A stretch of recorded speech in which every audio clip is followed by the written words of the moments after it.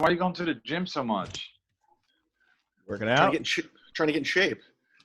All right. We got Ski Mask Collective, SMC, home of constant content. Now we have on our hands the report that is said to prove that Brian McCarthy did, in fact, not write the Dos Equis ad. Now, Dominic88 from Twitter is the one who came up with the report. He says he spent hours, not days, proving this, and that it could have been done a long time ago. Dominic? It's Dominic88, right? Is it 88? Dominic88. No, oh, my bad. It Dominic was 666, but Dave Landau got rid of the 666 one, so it's 88 now.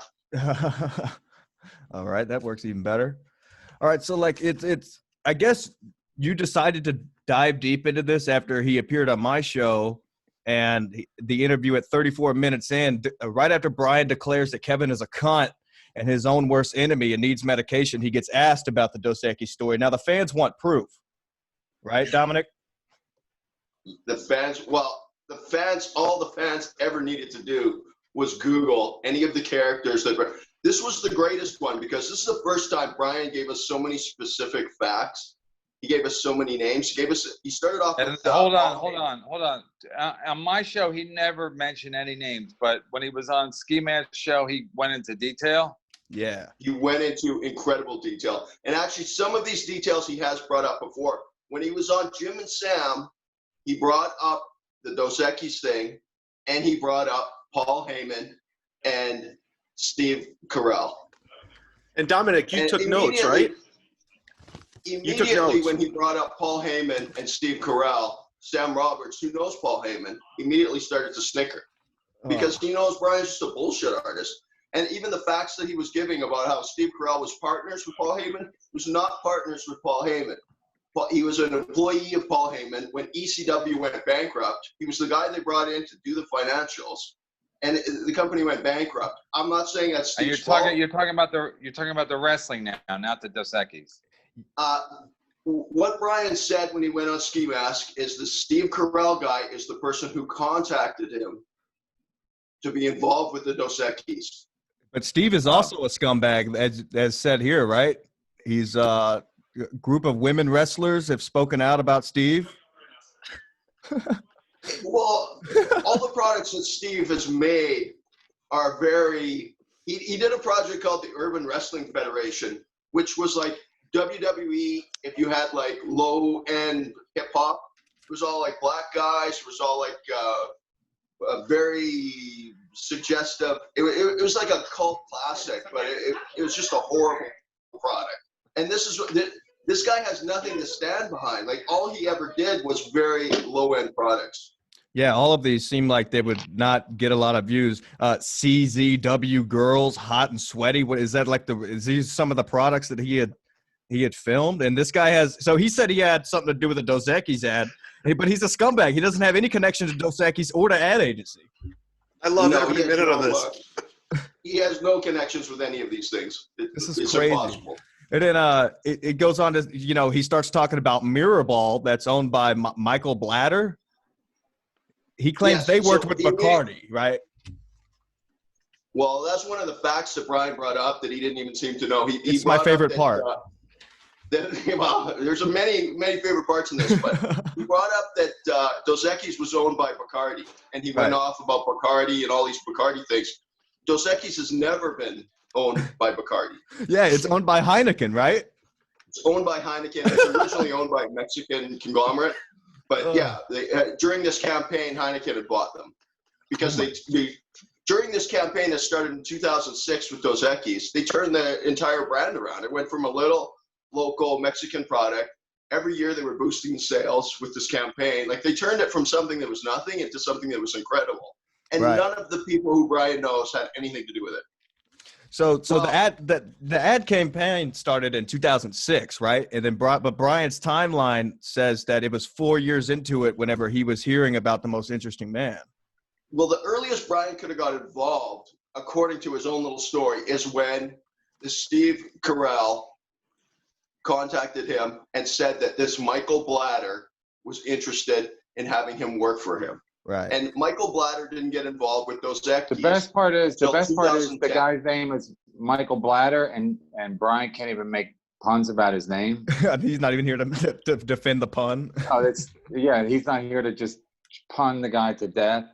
But so my question is, so Brian, you looked into it because Brian, you just knew he was full of shit, right? And you just were like, you just thought, let me look into it. And then you just found out everything Brian said doesn't hold up. What Brian seems to do is he seems to mash stories together. Like I'm sure that he knows this Michael Blatter from somewhere. This Michael Blatter he does a lot of projects in New York and LA. He works with Bacardi. He works with Dos Equis. He did not do anything with their ad campaign. What he does is event planning. What's it called? It's pioneering experimental agency is what that Mirrorball does. There's all sorts of YouTube videos with Mirrorball. They do fantastic parties. They promote the brand, but it's on a very local level. They're not the ad agency. They're not the guys who came up with the concept. They're not the guys who wrote the billboards.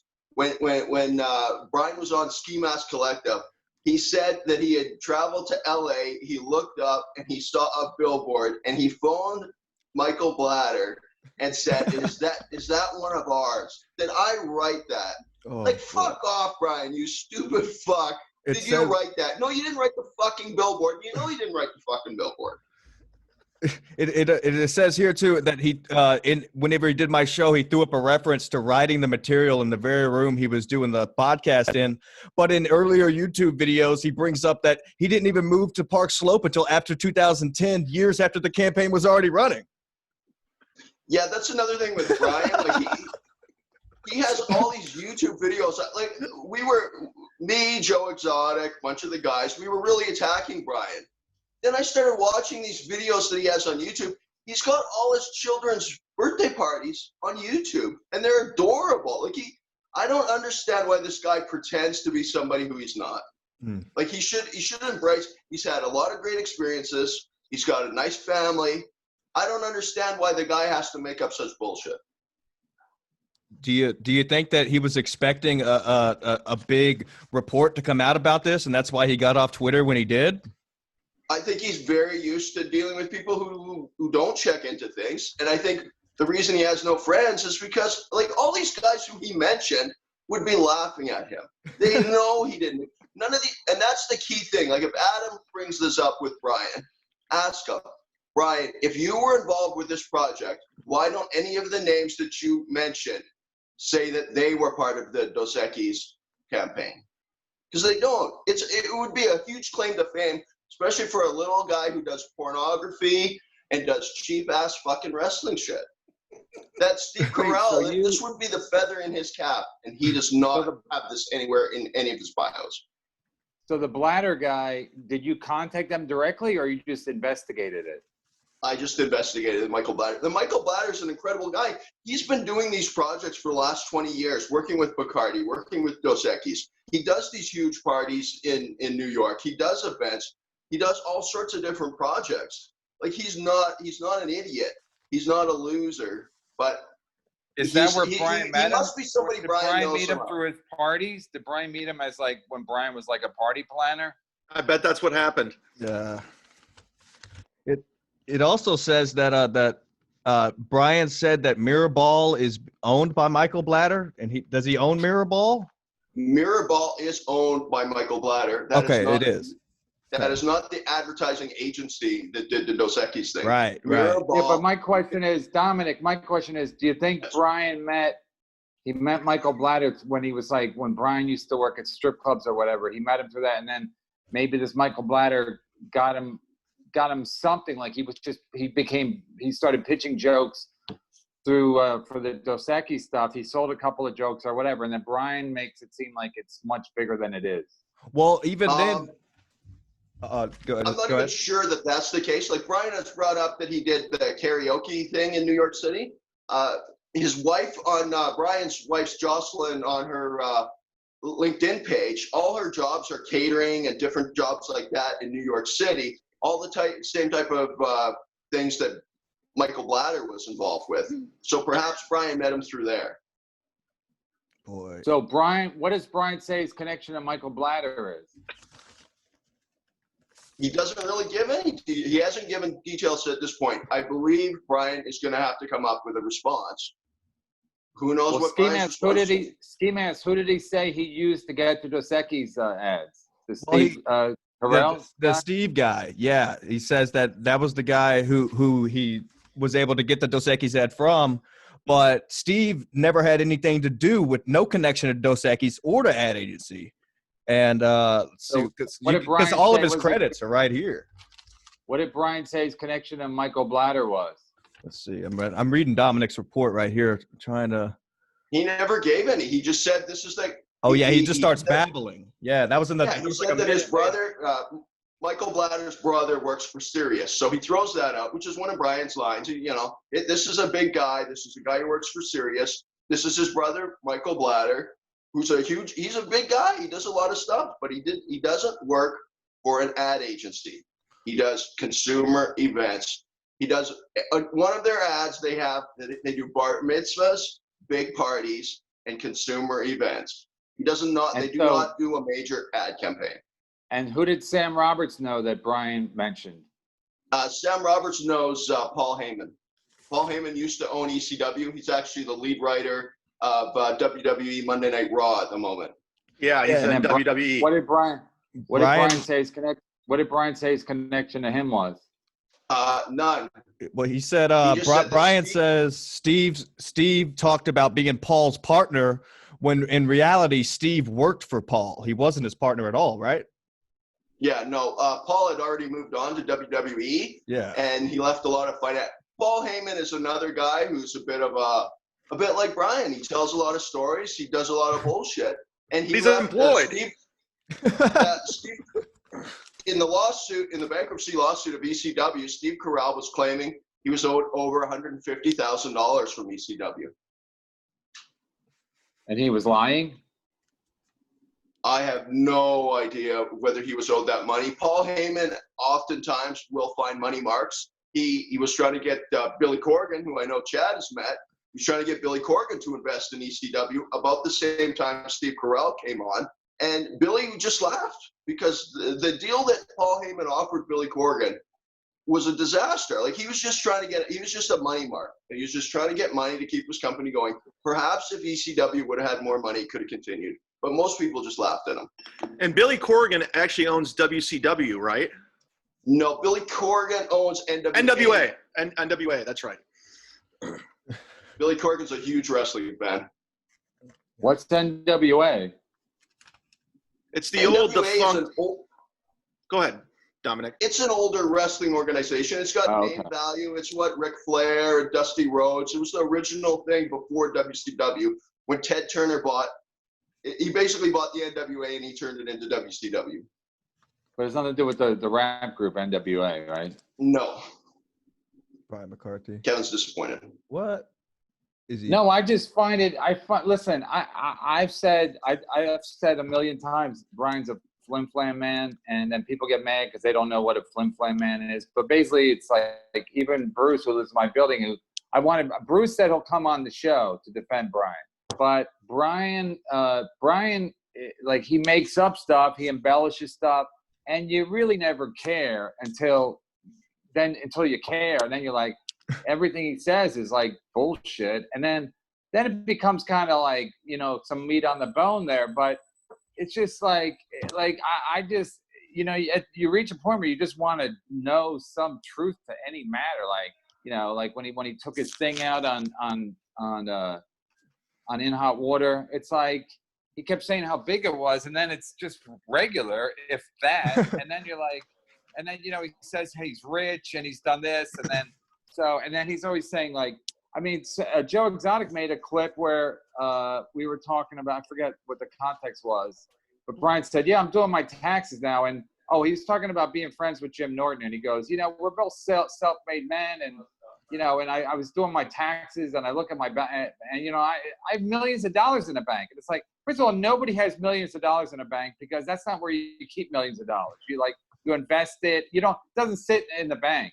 So I basically said on the show, well, show us, because I could print out my bank statement. If there's a printer, I could print it out in 35 seconds. Lanny's printer.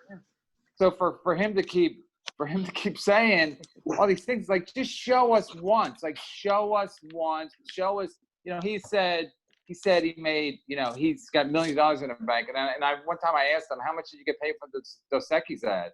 And he goes, you know, 25,000. I'm like, how is that millions? How is that millions of dollars in the bank?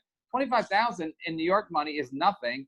And it's, you know, after taxes, it's half of that or whatever. So after a while, you just, you know, but, and another thing is, classic Flim Flam Man characteristics is they have no long-term friends, because everyone eventually goes, oh, he's a Flim Flam Man. So his best friends are Bruce, who he met through me, who lives in my building, and Adam, who he met through me. Like, those are his two best friends. That's why he can't get any guests on his show, because everybody who knows him knows he's a Flim Flam Man. And after a while, you just move on. You're like, okay, he is what he is, and then it's time to move on to real people. I also think, like, when he came on my show at the beginning, he said, all right, I'm going to tell the truth, or at the beginning of the truth. So that's when people started digging it up, because. No, he said, I'm going to tell the truth, or what I believe is truthful. Okay. That's even worse, I think. Cause I mean, no, I think he stole that from Seinfeld, but which he claims he never watches, but cause I think they do. That's like a famous line from Seinfeld. I'm not sure, but some variation of that. And so he's basically saying, I think that's how he lives his life. I'm going to tell my truth, or what I believe is truthful. So he can say, I'm not lying. That's how I remember it. That's how, I mean, he would say, you know, Kevin, I saw emails Kevin wrote. I saw emails over there. I saw emails Kevin wrote to Keith the Cop saying he wanted Bill Schultz fired. Brian can't see. And I would have never shown him an email. Like, I didn't run my business through Brian. He was my sidekick. You don't run your business through your sidekick. So after a while, you just go like, okay, he's just a liar, and that's fine. So I guess it takes all kinds. You know, you're wearing a ski mask. Chad's in Florida at the gym. I'm at my house. It's my anniversary. And Dominic, I don't know where he is. So it's like, if we are all the same, that wouldn't be a good show. So it's like, you know, it takes all kinds, as that song says, as that Whitney Houston song says. Anyway, the point is Brian's an idiot, and I can't believe you did work to research this. Great research. Great research. Good stuff. And it's amazing that Brian should be flattered out of his ass that anyone even took the time to prove that he was such a Flim Flam Man. I mean, I hope he gets back on Twitter to try to refute himself on this. But I mean, it goes on to even, there's some more lies in here that are amazing. Like what? What do you got? What did he say? Brian claimed he had to sign a non-disclosure and that copywriters get no credit. And then when I asked him about it on my show, he said, he goes on to say, yeah, you know, no one knows who wrote the Oscar jokes. Yeah, they win fucking Emmy for primetime awards. So people do know who wrote those jokes, right? Dominic, is that what you're saying? Yeah, actually, I looked that up last night. If you type in Dos Equis copywriter, you can get a Paul Fix. It's Paul Fix. He brings up, like, Paul Fix was involved with the Dos Equis things. He was involved with writing the billboards. The billboards, it shows how proud the guy was of the writing that they did and the project that they did and how they started. They weren't a huge organization, and they built this campaign up to something that everybody knows. And, like, these guys are so proud of it. And no, this Paul Fix guy and all these other gentlemen, they list all the awards that they. Sorry, Kevin. It just created, like as you said, Dos Equis was a small beer company before the ad, and then through the ad campaign, it shows the power of an ad campaign. So when Brian said I created the Dos Equis ad, the most interesting man in the world, everybody knows it. So when he would say that to me, I said, you came up with that? Because then I would be like, then he would be a multimillionaire. Yeah. Even if he was blind, even if he was a blind alcoholic, if you created that, you would be a multimillionaire, because you would get so many ad campaigns from that. Like, everybody would be going to come up something similar for me. So when he said that, I said, you created it? I go, well, no, I wrote some of the jokes. And then I go, and then it got down to, you know, later on, somebody else asked him, and he goes, well, I wrote some jokes for the ad campaign. So basically it's like, he wrote some jokes for the ad campaign. I mean, it was like one time I was writing for George Lopez and for the Latin Grammy. Somehow I got a job working for George Lopez for Latin Grammy. So I asked my friend Stan Stankos, I go, can you throw, I'm at this point I'm desperate. I'm like, can you help me? Can you come up with some Latin Grammy jokes? So he wrote them. And then and then like a year later, I saw that he was, I saw his bio or whatever. We did a gig together. He said one of his credits, he wrote for the Latin Grammys. And I was like, you didn't, I wrote for them. You didn't. You gave me, like, I was just giving him shit to give him shit. But I'm like, you use it as a credit. You gave me jokes that I didn't use. So theoretically, so I think that's what I have with Brian. Brian pitched jokes, and maybe they gave him some money. Maybe they had so much money to throw around that they're like, we have this much money. We'll give you $25,000 to write. It didn't even make it that far. Well, the whole timeline in the report, Kevin, that you got in the email, there's no way that he could have ever set up to get paid for this. If it's 4 years later that he's saying, and then he's also saying that he had to sign a non-disclosure. But then, okay, would you guys like to know something? Yeah. This ad campaign started off with radio DJ ads and those billboards that they are ever so proud of. They didn't have all this money to throw around. They didn't have money to spend. They started off with billboard and radio ads. Chad, you know what that's like. That's low end. Yeah, it's totally low end. And I have a tweet right here of Brian. He's tweeting from his old Twitter. I have it saved to Adrian Courier saying, hey, I'm the guy who wrote the Dos Equis ads. He's trying to get him on the Brian McCarthy show. So he's gone on saying he wrote the ads. Now, how long ago was this?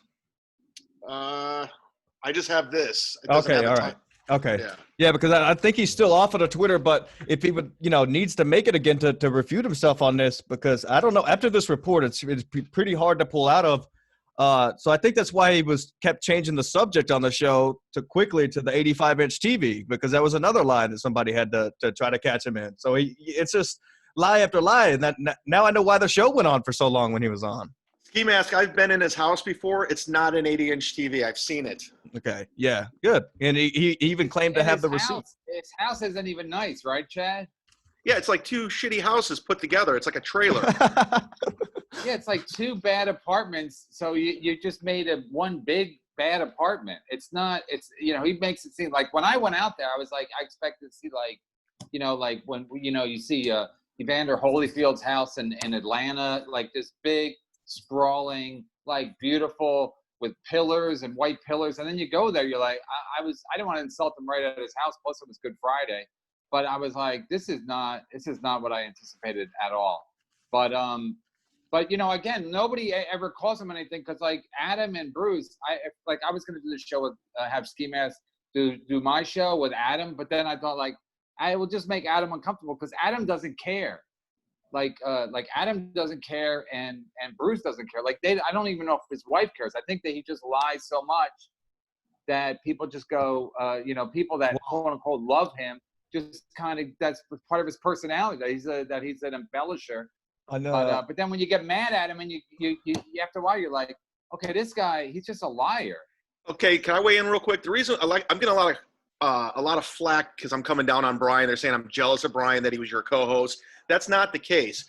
What did it for me is when he went after Brody the next day after he died, and it became a thing. It really hurt my feelings. It was so disrespectful and so mean that I said, I'm going to remember this one day. And I never liked Brian, and I always questioned him. Always questioned every one of his stories. So now I'm coming out, and I'm coming out strong. That's why I gave out his number, because what he did to Brody. I was pissed off, and I'm still pissed off. Well, the Brody thing was another example of Brian being absolutely delusional. That's true. Right, where he's like, this is what I believe is true, even though he partied with him, and then it turned out to be Bronson Jones. Yeah, but yeah. I mean, again, Brian's an alcoholic. He's blind, so he can get. Like, it's not like the cops would rely on him as a credible witness, but still, for him to like insist that it was Brody Stevens and that he hung out with on New Year's Eve, and even though Brody Stevens was at the Comedy Store, and again, nobody calls Brian on it, and then even if you do, Brian just laughs.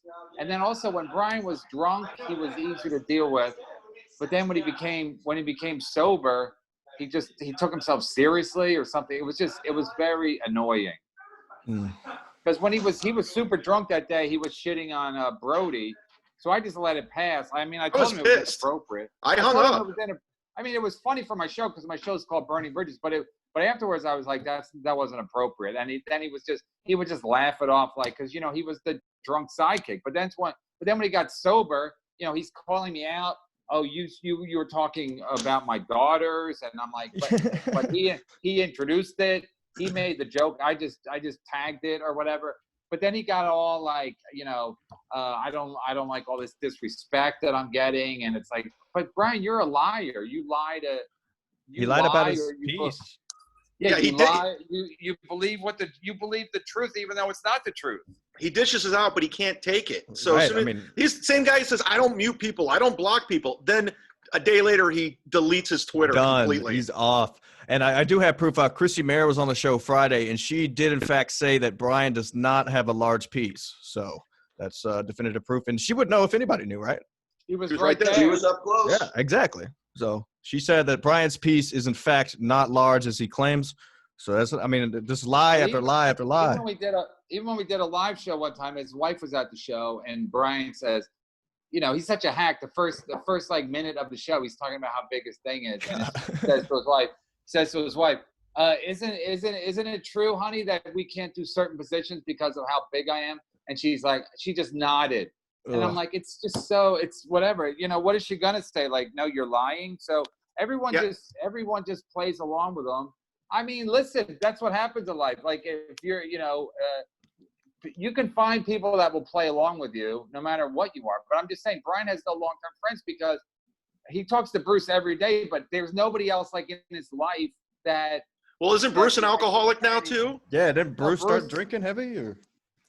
I mean, I don't want to shit on Bruce. Aren't we focusing on Brian?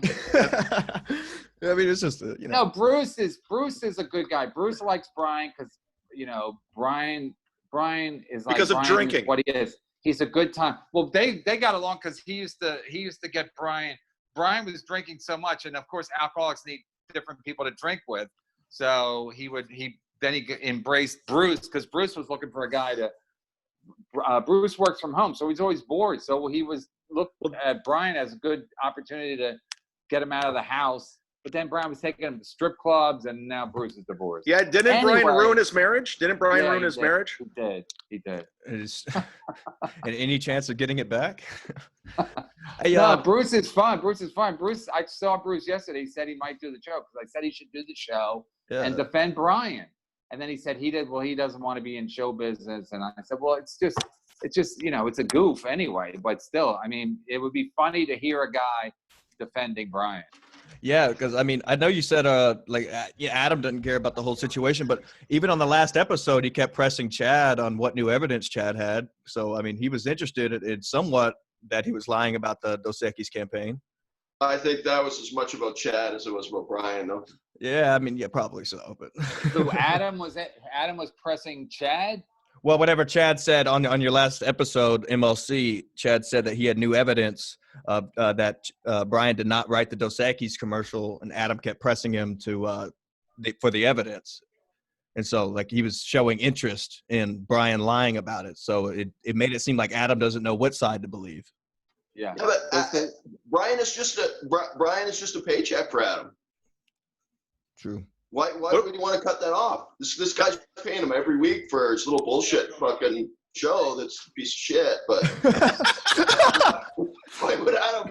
What's Adam gonna do? He's like a fucking hooker. Like the fucking, you got the guy coming in. He's 5'2". He's got a 2-inch cock. Gives you $100 for an hour. You don't fucking give two shits. You take the fucking $100. You're like, oh yeah, that's a great cock, buddy. Love it. Yeah, you do got a big piece. Yeah. I mean, Adam, you know, to be fair to Adam, he's good at what he does. So he doesn't. I mean, even if the show is as bad as it is, even as bad as Brian's show is, Adam just still you know, powers through it because it's like, I mean, it's not that big a paycheck. He doesn't pay Brian a lot. He doesn't pay Adam a lot. But you know, Adam's just kind of grandfathered in. You know, that's his Friday show, and he gives them, and now they're quote unquote friends. I don't think they socialize much. I mean, but if Brian used to, when he would go to Gallagher's to the strip club, he would always invite Adam and Bruce and me and whatever. So Adam's like part of that crew. But I mean, I don't know really what Adam thinks at this point about Brian. I think he likes him. I mean, he used to go to his house every Friday, but I think he knows that Brian is a bit of a something, you know. Hey, we're actually not talking about the big tour he was putting on. What happened with that? Well, before that, let me ask you a question, Dominic. So, have you contacted any of these guys that could like literally say Brian had nothing to do with the Dos Equis ads? Yeah, can we get in touch with Steve Blatter? Or is his calendar full? Well, Steve Blatter just works for Sirius. He had actually no connection. That was just a name Brian threw out. But Michael Blatter didn't have any connection. So it's None of these guys have connection to it at all, right? Yeah, no. All the information is available on the Dos Equis campaign, and none of the names that Brian gave are the guys who wrote the campaign. And the people that came up with the campaign are probably like a huge company now, right? Yeah, and they're all copywriters. They win all these awards. It's not a hidden society like when he did the pornography, or even the wrestling that he did with Steve Carell.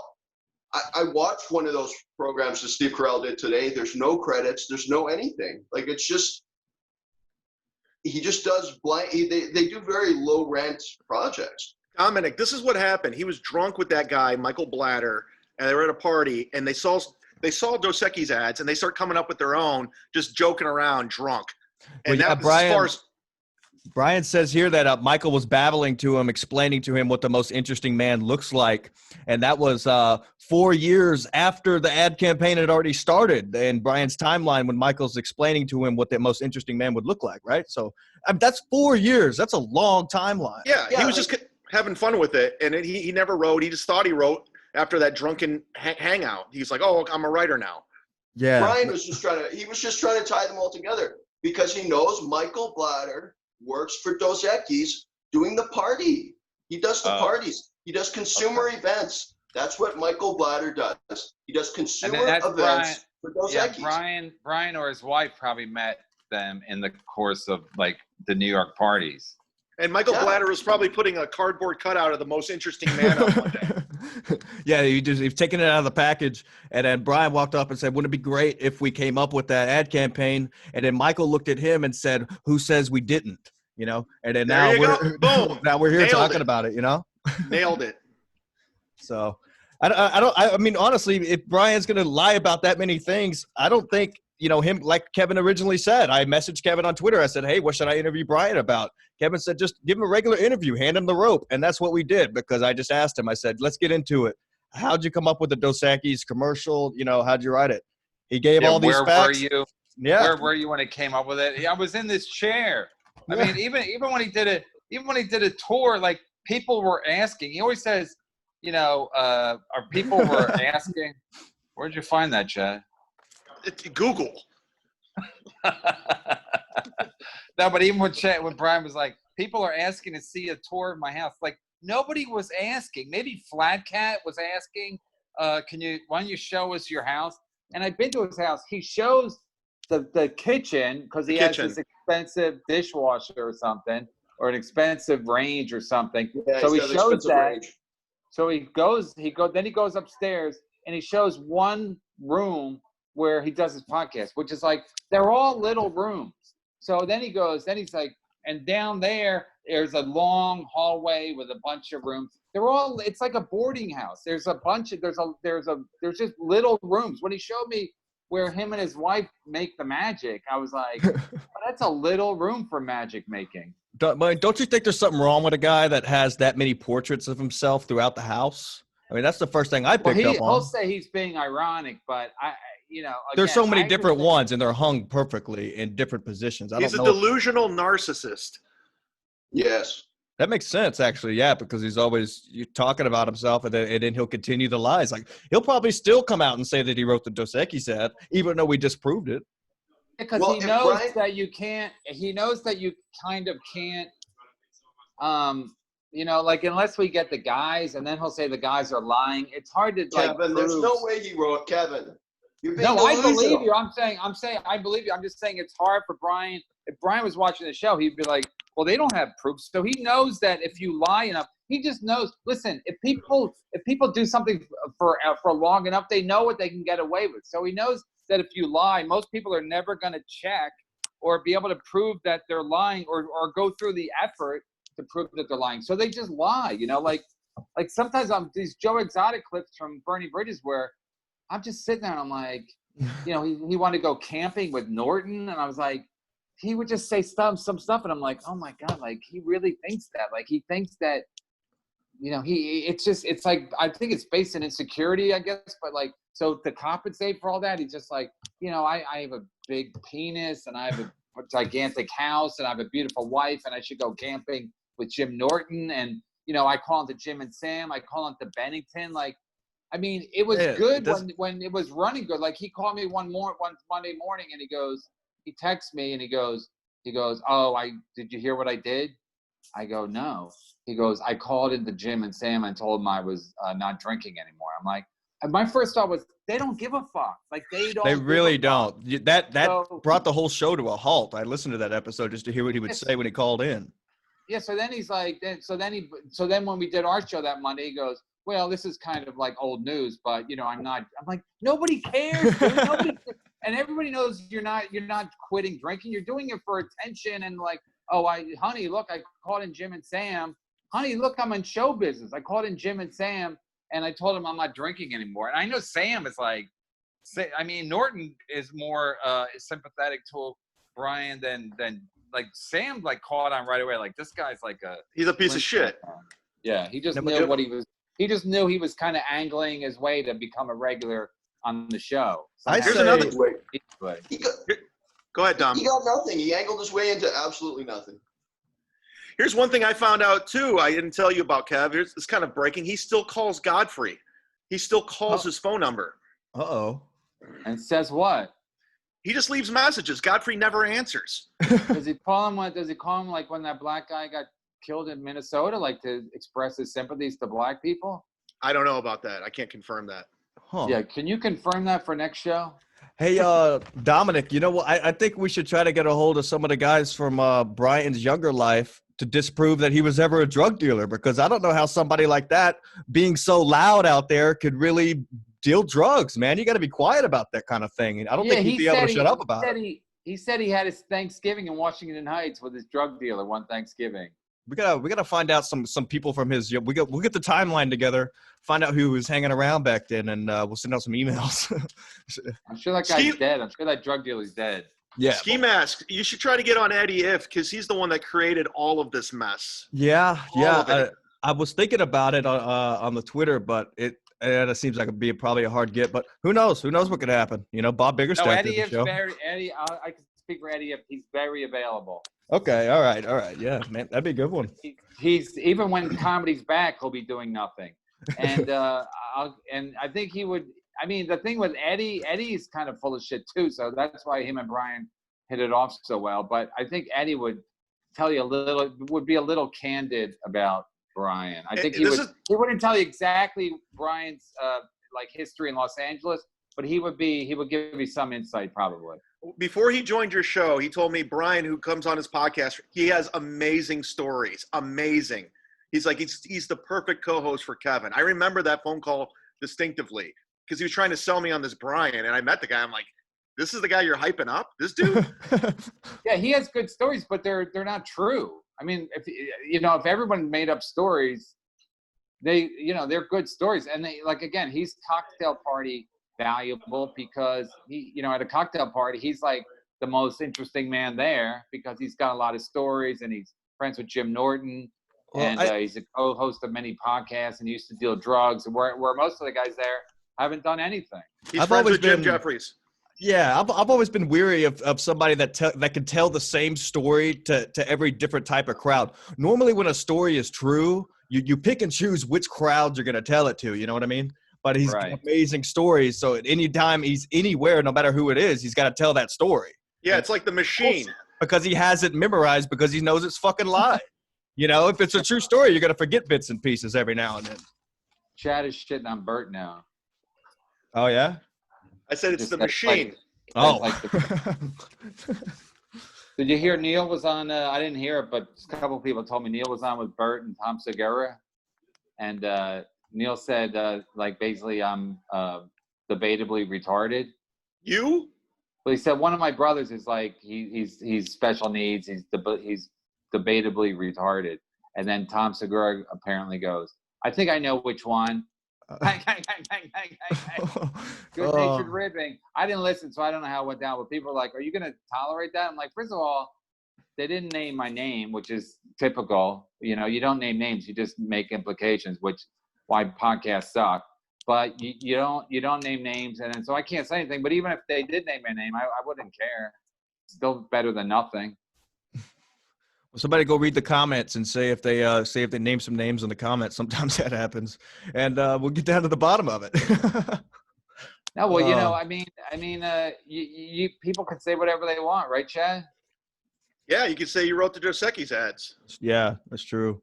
What's the deal with? It would make sense if he wrote the Dos Equis ads and he was like he had this like incredible apartment in Park Slope. And all that, and he, you know, but as it turns out, that's not true. So, you know, whatever. I kind of admire the guy on some level because he just makes up stuff, and like I'm not good at it. I'd rather just tell the truth and try to make that entertaining as opposed to just making up stuff. Because at some point you just be like, why are you making up stuff? So people will like you, so people will think you're funny. Like I don't get it. But Eddie If does it too. We got to get him on the show. Yeah. Be a good one. Yeah, get down. Eddie If said he's gonna put out the Malibu fires with a hose standing on his roof. And he was being serious. I remember that. Yeah, and then I talked to I think Eye in the Sky because he works with fire, and I go, that's a joke, right? He goes, yeah, it's laughable. But again, Eddie says it. He believes it to be true. And then what are you going to do until he has a fire and it destroys everything? Then he'll learn his lesson. Who's got kids in the background? Chad? You? No, I'm at the gym. Oh, by the way, shout out to Julie. She's a fan of Ski Mask, Kevin. And I met her at the gym yesterday. She came up. Oh, really? Yeah, this gym. Shout out Julie. What up? Yeah, I think her name's Julie. I hope so. Is she a hottie or a yeah, naughty? what's going on? She's just a nice girl. She came up, says a huge fan of Ski Mask, Kevin, and Compound Media. Oh, awesome. How does she just recognize you? Yeah. Huh. Yeah, you're gonna kill it in Tampa. Yeah, we got Florida's greatest comedian on the line. We forgot to introduce. Yeah, look at that. Florida's best. How's the weather down there? Fantastic. Shout out to Bob Levy. He's getting divorced. It's my 14th anniversary today, so I feel a little something. Shout out Mrs. Brennan. Dang, everybody's going through a little something. Crazy. When I get off the show, I think my girlfriend's coming over to dump me. Yeah. Yeah. You should tape that when she comes over, also in a ski mask.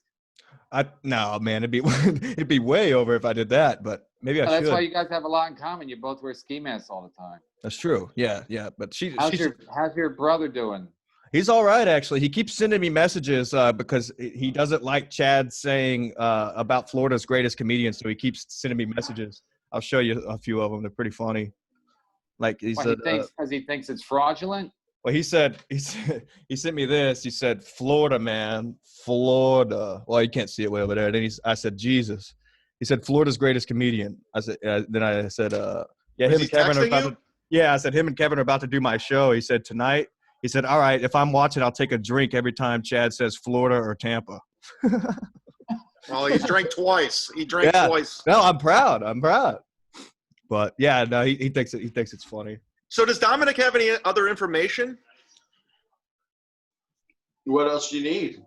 I mean, it was incredible. The best part is Dominic looks like he works for a private detective. Yeah, no. As soon as I saw him, I was like, "This guy looks perfect." He looks like he was a cop for 10 years, and something went wrong, and they got in St. Louis. It went wrong in St. Louis. Whenever Kevin brings up the story of where the people think he's an undercover cop, I'm like, yeah, I get that all the time. Yeah. It was fantastic. Literally, he looks like he literally works for an investigator. He shows up, and he's like, got all the info. I'm like, where'd you get this? He goes, I got my sources. Don't worry about it. I got my sources. Well, I mean, at least it plays out perfectly. He's like the loose cannon. He's the loose cannon cop. He doesn't play by the rules. Right. Clint Eastwood type. Dirty Dos, Harry. It was great investigating work. Congratulations on breaking that. Yeah, man, this Chad. is breaking news right here. I think if Brian wasn't done before, he's got to be done now. Who's going to have him on a show if he's going to come on and just lie? Let's get him to delete his Facebook now. Oh, I mean, I can easily do that. I could just, hey, everybody on the Twitter, go make some Facebook accounts and follow Brian McCarthy. Well, the best part is whatever he starts now, the fans just like when he started his stupid dislabeled YouTube, Joe Exotic's like, hey, I'll start my own dislabel. Hey, you know what's really sad about it? When I was in the 9th grade, I made a Facebook page called 1995 Chevy about a truck, and it has twice as many followings as his Facebook page, and I haven't touched it in like 10 years. Right, and he has not posted one video from his dislabeled. He was begging people. He took off his shirt. He's so crazy. He's wild. Well, he was going to send me a full episodes until Chad gave out his number. Then he got pretty angry at me. Sorry about that. No, hey, I mean, what are you going to do? Chad doesn't play fair. No, I do play fair. I was holding on to the Brody You play thing. to win. I like that. You play to win. I'm like Jordan. But then Brian was afraid to attack Chad after that. He was like, he would like call me and yell at me. And I was like, take it up with Chad. I mean, he read the number. I was like, it's not my fault. It's on YouTube. I mean, take it up with him. It's not my dealing with Chad. I don't want to talk to Chad. And he just blew up on me. He called my phone like 10 times in a day. I had to block it. But did I ever tell the story about how he stuck me with a bill when we went out to lunch? Yeah. You told that about 10 times. Yeah. That's Chad. We heard it. Yeah, you wanted a sandwich, right? But I held on to that one too. So I just held. And then he ordered for you, and then he split the bill with you. Yeah. And then when I asked him about it on the show, Brian said, "No, I always pick up a check. I always pick up a check." Lie. Yeah, that's what he says. Yeah, that's not true, because the best part was when he was on. I think it was on your show when he goes, to be fair, Kevin always pick up the check, and he was always fair about money. Who says the guy's a douchebag, but he's always fair about money? Every time you work with a guy, you're like, he's cheap. He tried to rip me off. So for him to be like, oh, Kevin is a piece of shit, but he was always good about money. He was always fair, and he always picked up every tab. And it's like, then how can you say anything bad about me? Because it's like nobody does that. Nobody's like that honorable. But but Brian will be like, yeah, I pick up all the checks, and I mean, he's a liar. And I know he would do that. I know he would do that because he would take you to an expensive place. Because they would, like I told Chad, he wanted a place. He couldn't just go get a sandwich at the Subway place. He had to go to a restaurant he had to be seen. Get drunk, where he got drunk. Yeah, because he got sick of drinking and eating alone. So he's like, oh, I got this Chad guy here, and so I won't be sitting there like a loser. It was 11:30 in the afternoon. He got a bottle of wine. The bartender was annoyed with us, completely annoyed with us. He probably drank the whole thing and then did a podcast and said he wrote the Dos Equis commercial. Yeah, even about how much he drank, he would lie. He would say, I had 4 bottles of wine today.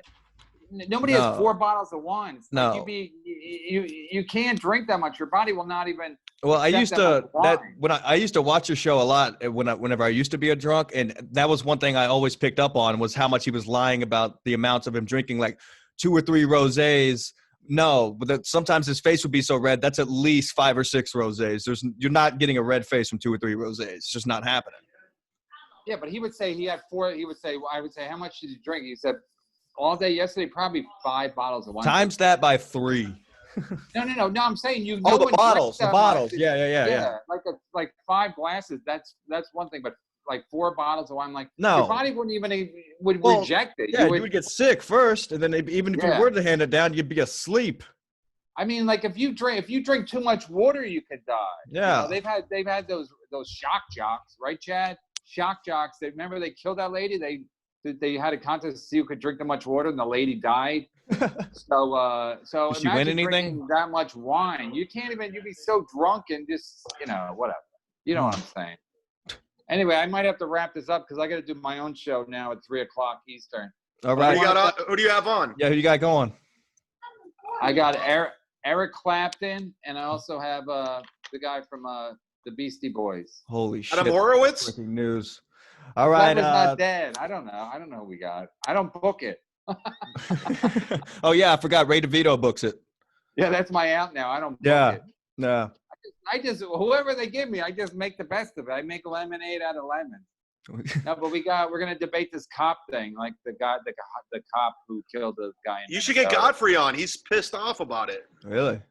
Yeah, like Godfrey's gonna. Yeah. No, one guy's for. They're both white. One guy's a cop, and one guy is anti-cop, but he's also white. So you got to get that guy on.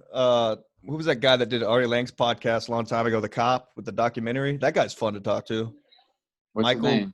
Michael with the 7-5 was the name of the documentary, but he was a New York that cop. was a good show. Yeah, maybe I'll talk to Dan. No, he'll do your show. Like I followed him on Twitter a long time ago, and he would just respond to everybody. He'll do your show.